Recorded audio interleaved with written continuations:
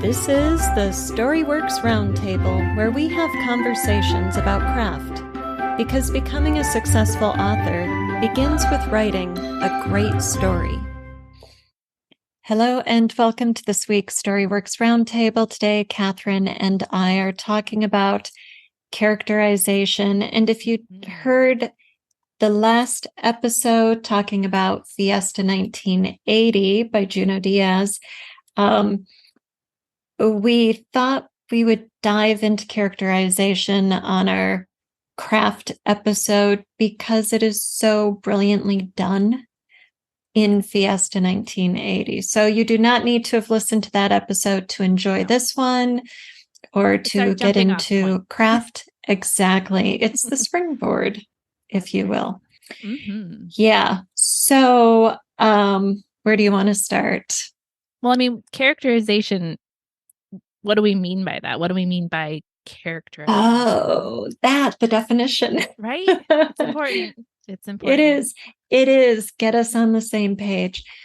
So what do I mean by characterization? It is the ways in which we communicate to the reader who this person is through what's on the page, but doing so much more than just what's on the page. So it's not the character description. It's not the dialogue. And okay, I'm going to use a Diaz example because I've got it right in front of me here.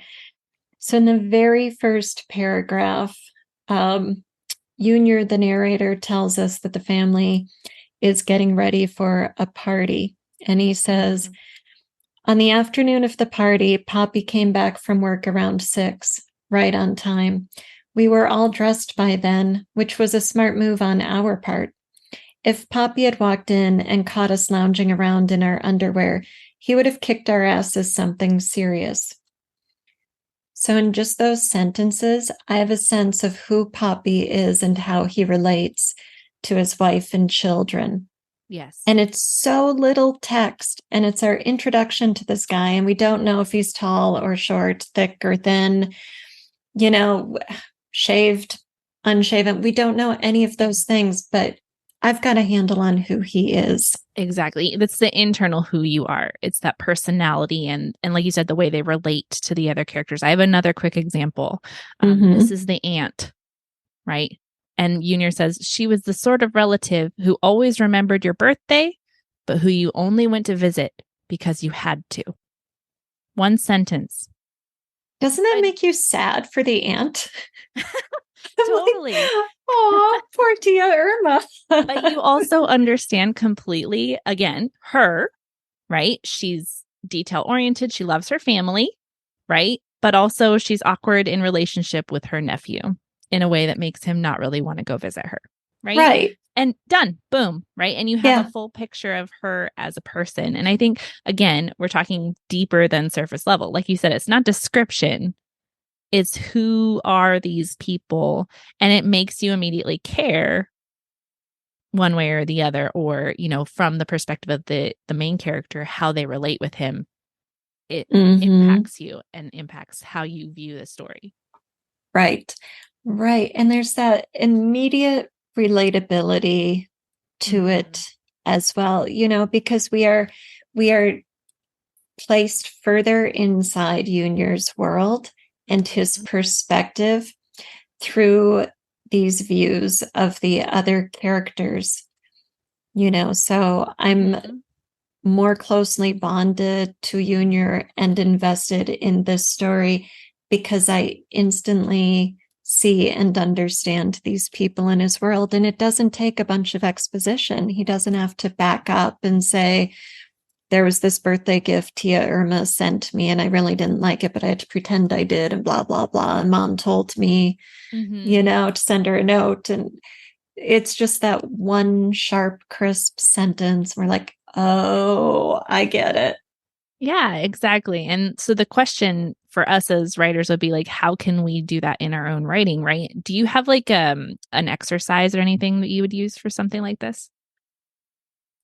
I would just brainstorm. I would put it on the page like, who is this person and what do I want the reader to understand about her? And then whittle away. You know how you and I always go to our journals and we free write and we explore things. I would start there and then I would be like, okay, what is the best, sharpest, I like that word right now, sharpest way to convey this to the reader? And it's not going to be through pages of material. It's going to be through that glimpse, right? That nails it, that gives the reader a very clear handle on this person. And if we look at Tia Irma, there's that line about the gift, right? And visiting her or remembering your birthday, but not wanting to visit her. But there's also a line about her having the longest Lee press-on nails you've ever seen. And it's like, okay, I don't need to know 10 details about her appearance. You just tell me that one thing. And this whole person pops into my head. I gain so much imagery through that one telling detail. Yes. It's picking out the things that have more than one meaning, right? Right. So as you're brainstorming, I would start by thinking about my character as a whole person and just focus on them. But then you take that and move it in through your point of view character, right? Because then you're looking at, you may describe Tia Irma, completely. You may give her a whole backstory. You may know all this sort of stuff, but what matters to Junior, right? What are we seeing? And that's where those descriptions are sharp, right? Because we get the relationship with him and how he sees her, but we also get the important things about her, right? She likes to have big fancy nails. I mean, and that just tells a lot about her in addition to what kind of nails they are. And then that she pulls him aside and he's not really comfortable with it. Right? Those two things added together, we get this picture of not just her, but how she relates to the family and to Junior. And so taking your brainstorming and sharpening it through the lens of your point of view character, you can pull out the things that only matter in your story, but that also illuminate the character as bigger than your story.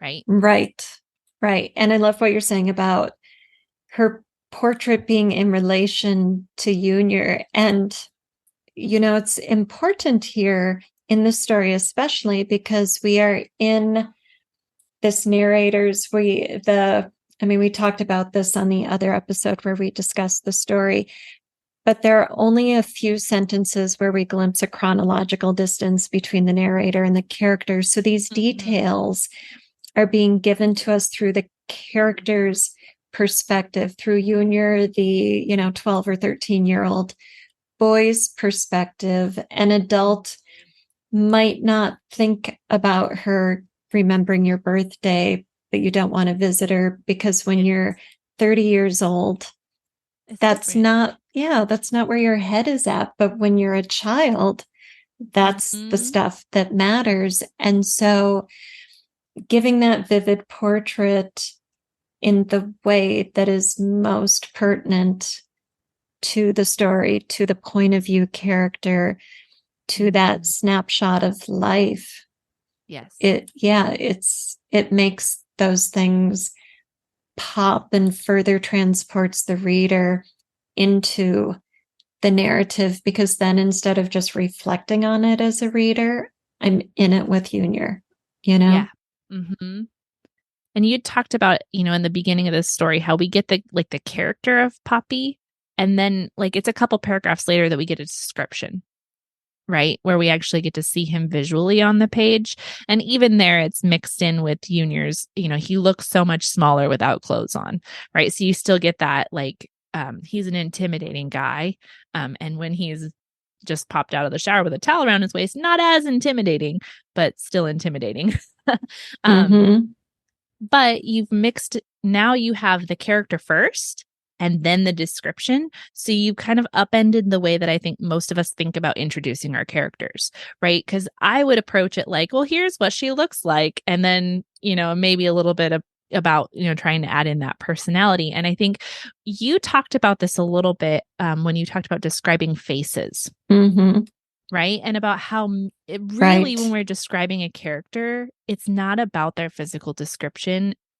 you want the reader to be able to see them, but it's about making sure that it's their description, not necessarily that they have blue eyes and brown hair, but that they love their family, right? Or that they take good care of themselves, or that they dress really nicely because they want to impress, right? Not because they have a pretty dress on, but because the meaning behind that is what matters. Right.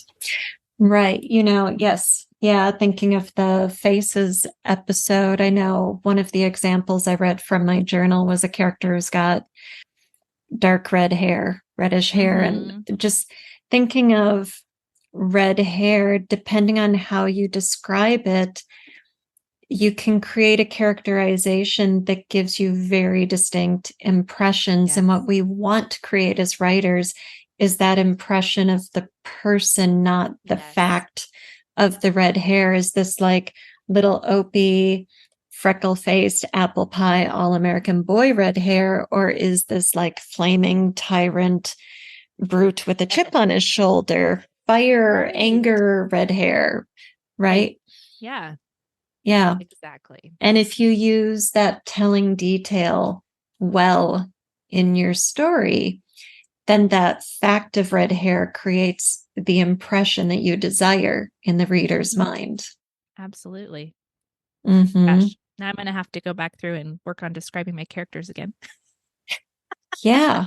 Yeah. Because our characters' descriptions and introductions aren't really about creating a photograph in the reader's mind. They're about creating an impression of a person that goes beyond personality to relationships, as we really see in Fiesta 1980, when we meet everybody through Junior's eyes. Mm-hmm. Yep. And this is such a great example. I mean, we talk about, in the book club episode, like, read this along with us, right? But read it because you want to see an example of a short story that introduces multiple characters. This is not a small short story with only 2 characters. There's quite a few in here, and you get a distinct impression of each and every one. So it's a good study in that use of quick characterization. Mm-hmm. Definitely. At the next Storyworks Roundtable Writers Book Club, we'll be reading an essay by Wren Cedar Fuller titled Naming My Father. It's the winner of the Under the Sun Summer Writing Contest, and we'll put a link to the essay in this week's show notes so that you can have a read before you have a listen and join us at the next Writers Book Club. And now I've got the latest piece from a room full of books and pencils, just for you. Does reading make us better people? Thoreau's chapter, Reading, inspires me to contemplate how I live and what I want. To read well, that is, to read true books in a true spirit, is a noble exercise, and one that will task the reader more than any exercise which the customs of the day esteem. Henry David Thoreau. If we are to live deeply and approach the marrow of life, never mind suck it out of the bone, then we must be readers of literature great and classic, literature that, according to Henry David Thoreau, requires a training such as the athletes underwent. We must join the conversation, as it were. Yet how easy it is to slip away from any practice of reading well, to use Thoreau's distinction. We read for pleasure and make it a badge of honor to take that leisure time away from lesser pursuits, like streaming and scrolling. It seems an especially 21st century complaint, birthed alongside our pocket technology. But Thoreau complains as well, and better than I ever could. So it seems most of us have been poor readers for the whole of written history. Thoreau states in Walden in the 1840s, "The best books are not read even by those who are called good readers. A man, any man, will go considerable out of his way to pick up a silver dollar. But here are golden words, which the wisest men of antiquity have uttered, and whose worth the wise of every succeeding age have assured us of. And yet we learn to read only as far as easy reading. And our reading, our conversations and thinking are all on a very low level, worthy only of pygmies and mannequins. I happen to agree with Thoreau, having been both someone who reads well and someone who falls into patterns of easy reading. The times when I have read best, I have been in school, which facilitated the conversations and thinking associated with reading well. I refer especially to my undergraduate days at Lawrence University, a small liberal arts college that required 2 semesters of freshman studies, a course dedicated to the rigorous exploration of various classics. Taught in rotation by every professor on campus, each freshman had 2 from distinct departments, intended to open our eyes to the influence of disciplinary perspective. My first professor was an older gentleman in the physics department. He handed out 6-inch rulers on our first day and required that we use them to underline our texts. He checked our books and scolded if we forewent the ruler, evidenced by wavering lines. I thought the ruler a bit OCD and found his lessons prescriptive, as though we were intended to see in the text only what he saw and validated, which served to confirm that I belong firmly in the humanities. Thank you very much. It has been many years since freshman studies. Those texts, Homer, Plato, Blake, etc., largely forgotten, so that if I read them today, I would be reading them anew. But I trust that in my psyche their influence remains, making me a better reader, thinker, and possibly even a better person. Thoreau makes the case for devoting ourselves to the study of classics from the Greek poets to the sacred texts of every civilization, using the best hours of the day. For in advancing our most subtle intellect, we necessarily advance our humanity. I am repeatedly impressed by both the timelessness of Thoreau's observations and how little we have improved in nearly 2 centuries. Earlier this year, I read Cal Newport's deep work because I felt acutely its absence in my daily affairs. He also recommends using the day's best hours for a challenging intellectual pursuit, the sort we might deem athletic.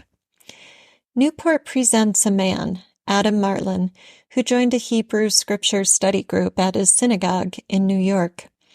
The group met early in the morning each weekday to decipher 1 Talmud page per day, pushing his understanding closer to his cognitive limit. The benefits from this extreme and serious discipline are inspiring. Marlin reports making highly creative insights in his business because of this daily practice that has built his mental muscle. Marlin set out to only study a sacred text, but saw growth in other areas of his life. So, why would we not read well and eagerly, knowing that we will reap rewards for the effort?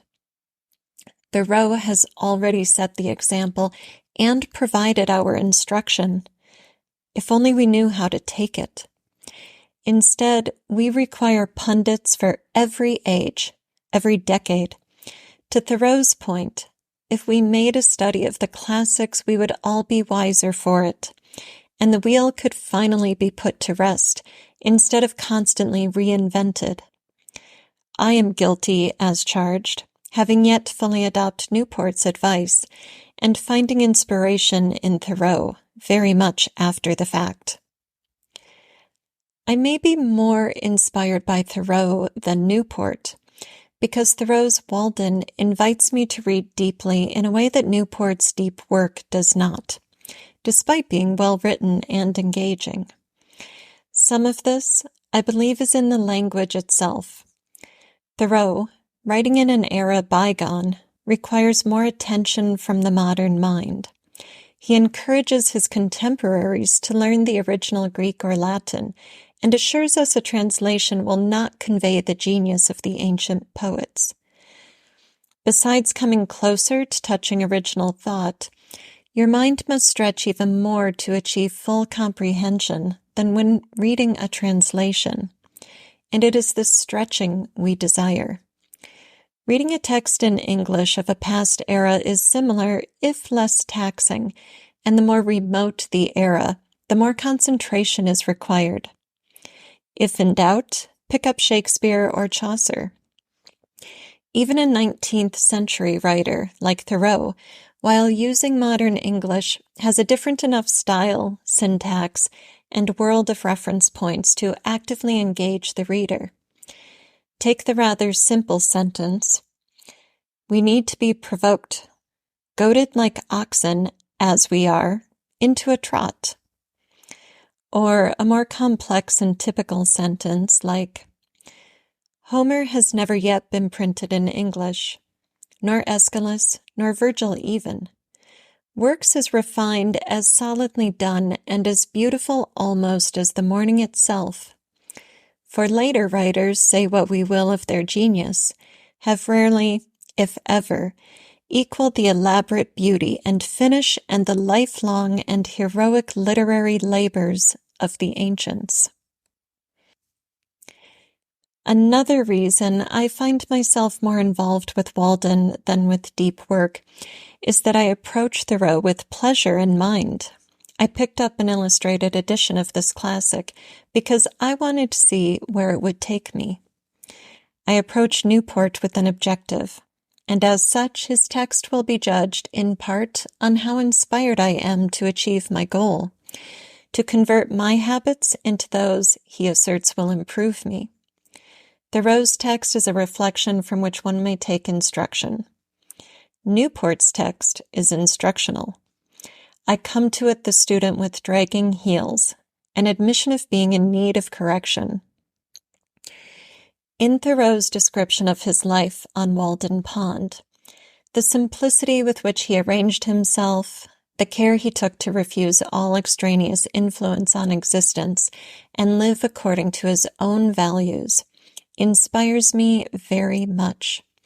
I can imagine myself inserted into such an existence, living remotely in nature, as simply as possible, so that I may be true to myself and true to my ideals, which are similar to his.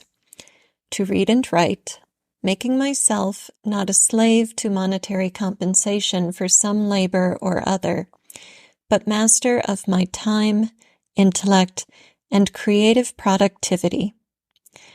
Thoreau provides a vision of what is possible, and Newport provides steps toward attaining it.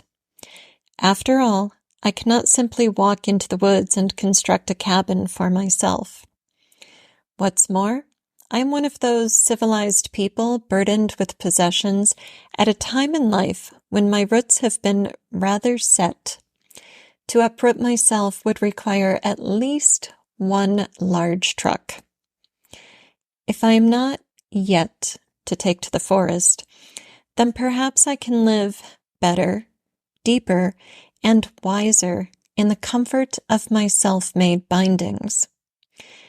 If from Thoreau I refine the vision of the intellectual and creative life I aspire to live, and from Newport I learn techniques for mastering my habits, then I may achieve more of the life I desire, a life which is fulfilling in the most profound sense of the word, a life lived in accordance with my essential values, a life which, at the end, has not been wasted on trivial matters like easy reading.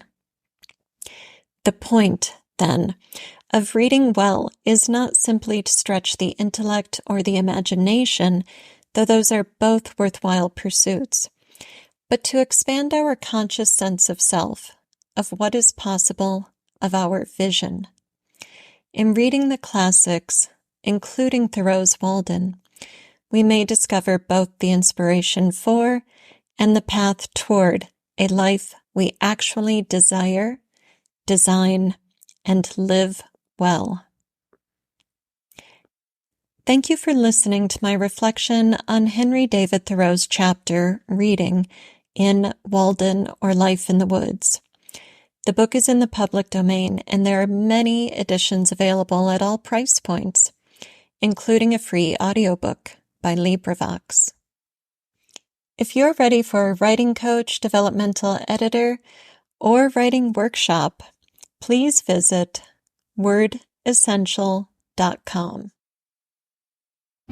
Thank you for listening to the Storyworks Roundtable. Find all our shows, show notes, and videos at storyworkspodcast.com.